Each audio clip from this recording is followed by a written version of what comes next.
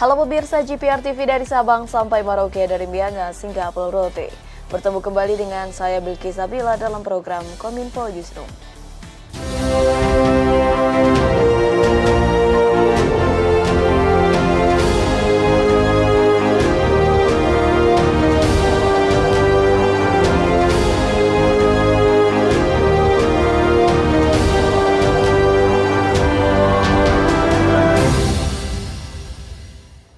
Pemirsa, inilah Kominfo Newsroom selengkapnya. Presiden Republik Indonesia Joko Widodo menyebut hingga saat ini 10.000 puskesmas yang ada di Indonesia telah memiliki alat pengecek kandungan atau USG. Presiden berharap nantinya seluruh puskesmas yang ada di Indonesia akan memiliki USG sehingga setiap kehamilan dapat terdeteksi dini dan datanya akan masuk ke pusat data di Jakarta.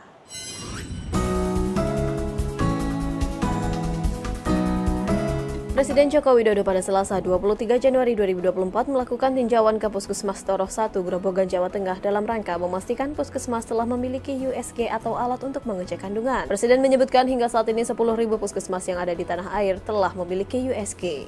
Dengan adanya bantuan alat ultrasonografi ini diharapkan dapat membantu mengentaskan stunting di Indonesia. Dalam kunjungannya ke puskesmas yang ada di Jawa Tengah tersebut, Presiden menyebutkan alat USG tersebut telah memiliki sistem yang baik. Presiden berharap nantinya seluruh puskesmas yang ada di Indonesia akan memiliki USG sehingga setiap kehamilan akan masuk ke pusat data di Jakarta.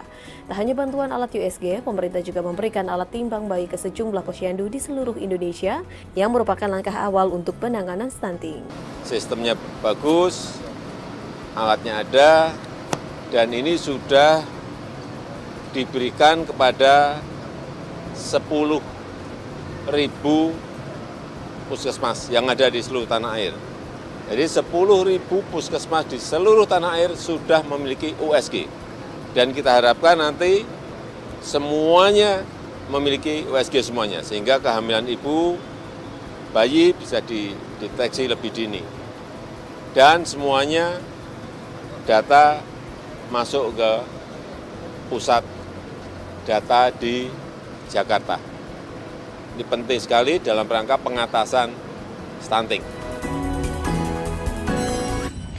Sebanyak 3.000 sertifikat diserahkan Presiden Joko Widodo kepada warga masyarakat Kabupaten Grobogan, Jawa Tengah. Presiden berpesan kepada masyarakat Kabupaten Grobogan untuk dapat memanfaatkan dengan baik pemberian sertifikat tanah tersebut.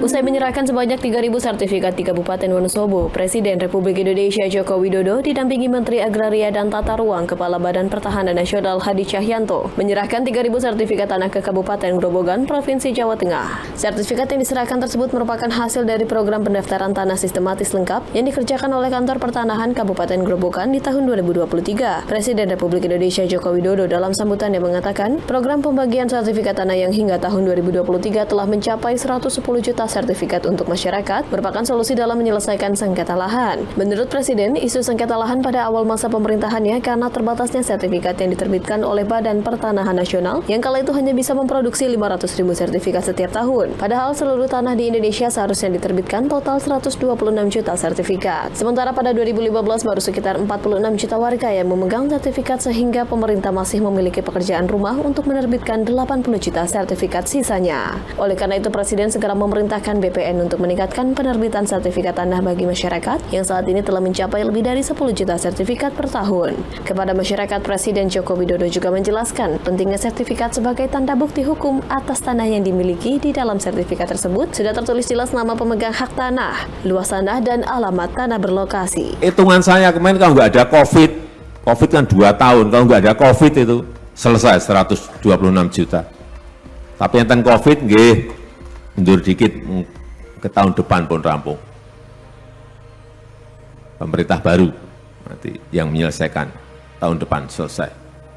Sehingga nggak ada lagi yang namanya sengketa-sengketa.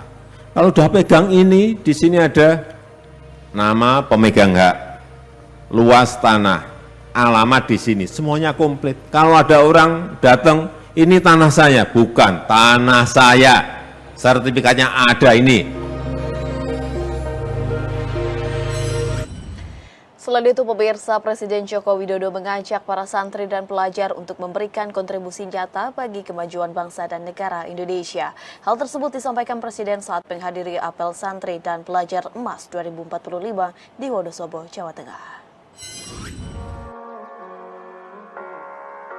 Dalam acara apel santri dan pelajar emas 2045 serta silaturahmi dengan para guru ngaji sepulau Jawa yang digelar di lapangan sepak bola Taman Rekreasi Kalianget, Kabupaten Wonosobo, Provinsi Jawa Tengah, Presiden Joko Widodo mengajak para santri dan pelajar untuk memberikan kontribusi nyata bagi kemajuan bangsa dan negara Indonesia. Presiden menilai pemerintah terus berupaya memberikan dorongan dan semangat besar terhadap peningkatan kualitas sumber daya manusia di tanah air.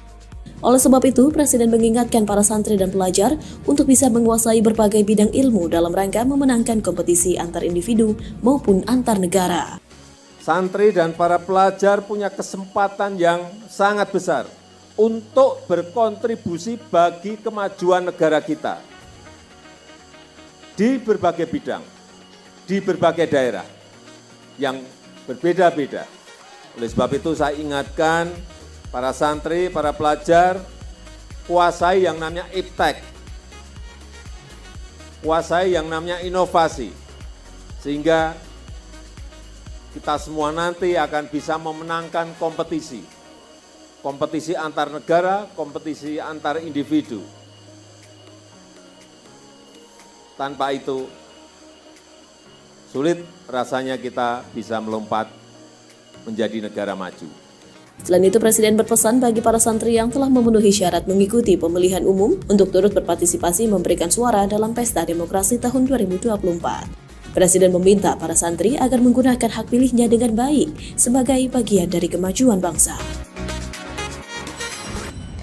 Informasi lainnya, pemirsa, Kementerian Pendayagunaan Aparatur Negara dan Reformasi Birokrasi terus bergerak cepat mematangkan beberapa skenario pemindahan aparatur sipil negara ke Ibu Kota Nusantara. Hal ini untuk memastikan kinerja pemerintah di IKN tetap berjalan produktif ketika sudah pindah ke IKN. Merespon arahan Presiden Joko Widodo pada akhir pekan lalu, di mana Kementerian Pan-RB diminta untuk mengordinasikan skenario perpindahan ASN ke IKN.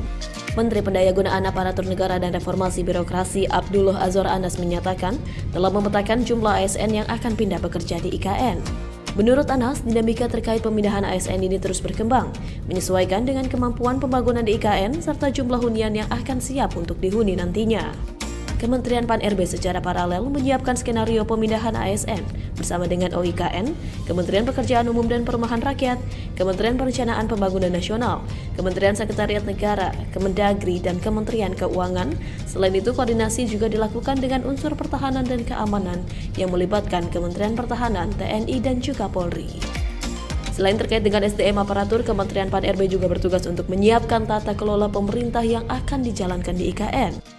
Menteri Anas menyampaikan bahwa sistem pemerintah berbasis elektronik yang terintegrasi juga harus sudah matang diimplementasikan di IKN.